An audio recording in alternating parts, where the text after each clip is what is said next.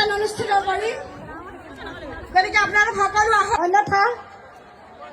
এই প্ৰখৰ ৰ'দত সময় যিমানেই হৈ আহিব ৰ'দো চোকা হৈ আহিব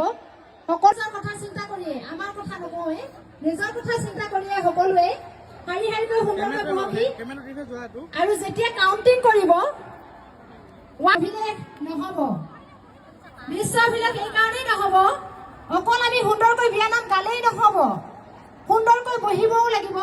যিহেতু আমি সুন্দৰকৈ সকলোৱে একে সাজপাৰ পৰিধান কৰি আহিছোঁ সেই তেনেকৈ সুন্দৰকৈ শাৰী শাৰীকৈ বহিব লাগিব